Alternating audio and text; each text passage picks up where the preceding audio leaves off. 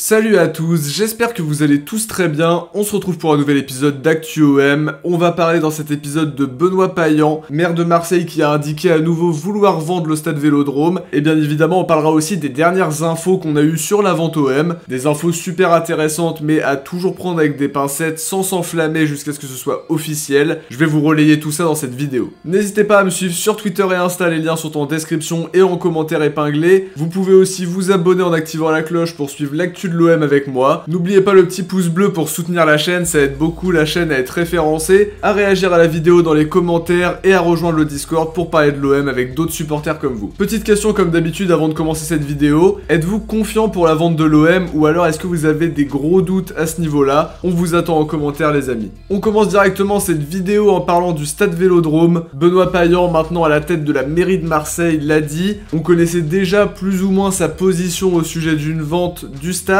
Lors d'un échange sur les finances de la ville jeudi, il a d'abord fait le point donc sur la situation financière de la ville qu'il juge catastrophique. Il a par la suite indiqué qu'il voulait vendre le stade, un stade qui coûte trop d'argent à la ville et qu'il compte tout faire pour vendre le stade dans les mois ou années à venir. D'après la chambre régionale des comptes, le loyer versé par l'OM serait trop faible, 5 millions d'euros par an, alors que dans l'idéal, faudrait que le club verse 8 millions d'euros pour être bien. Lors de la rénovation, il y a eu un partenariat privé-public avec le groupe Arma qui a engendré des frais financiers exorbitants. Pour toutes ces raisons, la mairie prend position pour une vente du stade, un changement qui peut évidemment pousser des acquéreurs à s'intéresser et à se positionner pour éventuellement racheter le club tout en sachant qu'ils peuvent acheter le stade également. D'un point de vue économique et stratégique, ça change énormément de choses selon moi. On passe maintenant au sujet le plus important de cette vidéo, une annonce qui a fait l'effet d'une bombe, même si je le répète encore une fois, rien n'est fait officiellement, peut-être que l'info n'est pas bonne, mais je trouve que ça mérite de la relayer pour parler de cette vente OM qui nous passionne tous. Évidemment, on a eu récemment les propos de Bernard Tapie qui indique que la situation de l'OM n'est actuellement pas bonne, c'est vrai, mais que quelque chose lui dit que ça va changer. Dominique Grimaud indiquait lui que l'OM allait être vendu avant la fin de la saison par un nouveau propriétaire qui viendrait du Golfe Persique. L'ancien joueur marseillais Fabrice Abriel disait lui qu'il y avait deux fonds d'investissement du Moyen-Orient et qu'une négociation serait en cours avec l'un des deux fonds d'investissement. D'après lui, l'offre viendrait des Émirats Arabes Unis et le premier fonds d'investissement qui est en négociation serait remplacé par le deuxième fonds si les négociations n'aboutissaient pas. Ça fait quand même plusieurs mois que cette histoire de vente passionne beaucoup de gens, il y a beaucoup d'insiders qui parlent sur ce dossier depuis de nombreuses semaines. Il y a de l'info évidemment, il y a aussi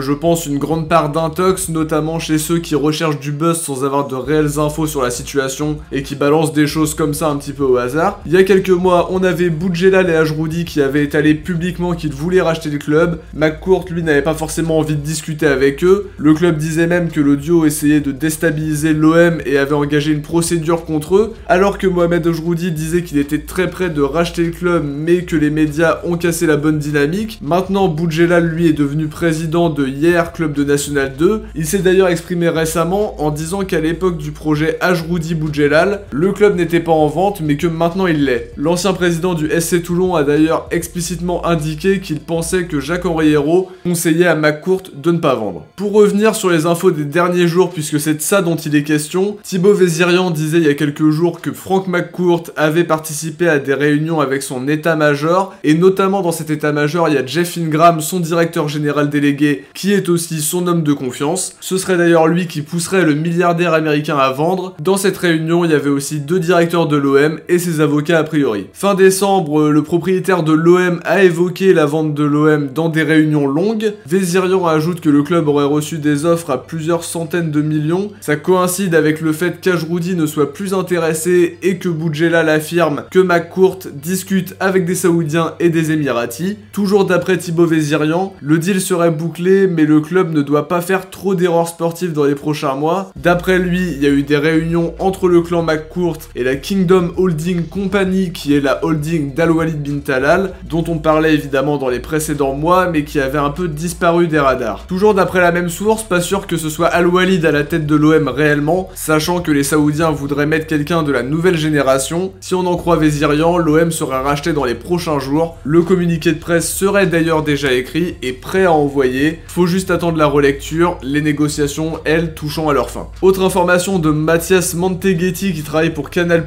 le montant de la vente serait aux alentours de 480 millions d'euros. McCourt en espérait 600 a priori. Luis Campos, qui est déjà sur Marseille, ferait partie du projet. On l'évoquait justement son passage à Marseille il y a quelques jours dans un ActuOM. Le stade serait acheté et changerait le sponsoring en s'associant éventuellement à DP World. D'après cette source, Macron aurait participé aux discussions via Jacques-Henri Hérault. L'intérêt de la France dans cette opération serait lié au port de Fos-Marseille. L'annonce serait proche d'après Monteghetti, à confirmer. Ben Jacobs, dont on a parlé dans le dernier épisode, pense que l'accord provisoire sur les droits télé avec Canal+ a accéléré les choses. Il ne voit aucune annonce officielle avant le match contre Paris, mis à part que les nouveaux acquéreurs déclarent une intention plutôt qu'une acquisition. D'après lui, l'accord n'est pas terminé et pas totalement approuvé. Certaines sources disent qu'Al Walid évalue l'OM à 340 millions d'euros. Le potentiel de l'OM en tant que club de football est en tout cas très élevé et un rachat permettrait sans doute à l'OM de vraiment retrouver ses lettres de noblesse. Après toutes ces infos qui sont sorties dans la journée par Vézirian et Canal+,